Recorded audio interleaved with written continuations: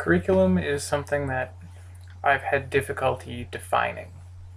My entire life, I thought it was the things that my teachers taught me in school and nothing more. And it's been a real struggle to recondition my mind to accept a new definition of curriculum, to consider that there are different kinds of curriculum and what those different kinds of curriculum actually involve. Hearing about the null curriculum, the intended, the lived, the learned, never really reached past the fact that it was still a document for me for quite some time. The difference came for me because I used to think curriculum was just the document. It was only what teachers were teaching us in class, and that social justice and critical pedagogy were just additional objectives to do on the side, like they were an afterthought. I never realized that I had lived through curriculum, that in its many forms, one way or another, teachers had been teaching me about curriculum, and that curriculum really does involve my entire life. Everything that I've done, everything that I haven't done, everything that I will do because of those choices. Curriculum to me has become a matter of perception. It's no longer an idea of a document, although that is part of it, and that's part of what I need to do as a teacher, but it's understanding where I come from to help understand where students are coming from. So I've evolved my idea of what curriculum really is. The stories from this semester have really helped me to see that curriculum is more than just a government document. They've helped me to shape what I've come to understand curriculum to be. That it's everything, what we think about, what happens to and around us, and that it's what we need to teach our children to see and view critically. Critical thinking will help students to make informed choices and analyze the myriad experiences and influences around them. This is something that Kumashiro talked about in his book, and that we need to view our students more critically for what they are and what they're bringing to the classroom.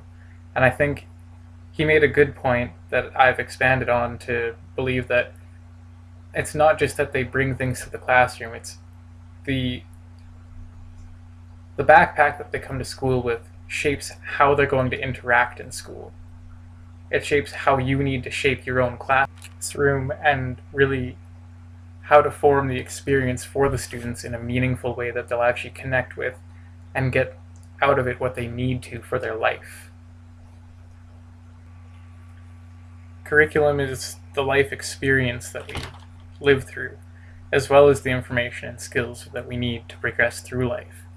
So that's what I think we as educators are building for students and helping to realize and really cultivate.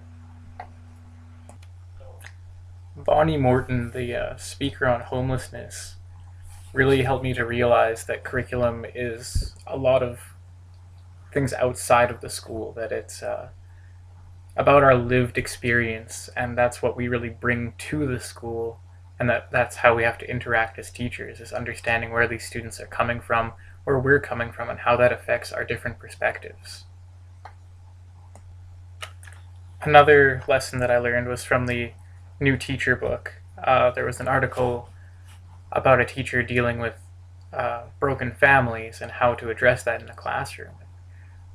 I've lived through that, and so my perspective is vastly different than hers.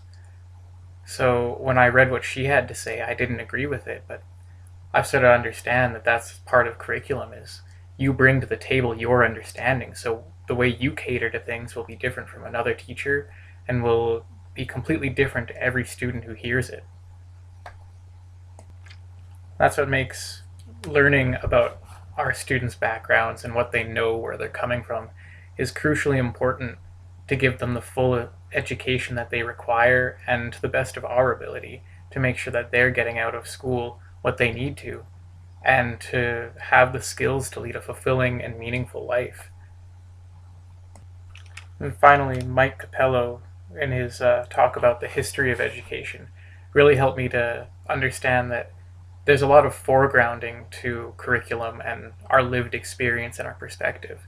It's not just what we experience, it's the social conditioning around us that influences how we perceive things.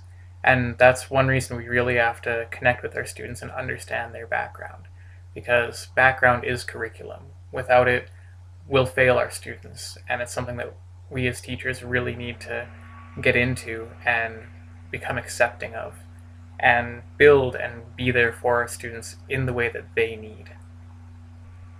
Now that I'm more aware of what curriculum really means, I'm going to make sure that I work towards building a meaningful connection with students and making sure that I can at least see from a few different perspectives so my lessons are hitting a lot more of what students will need in the future.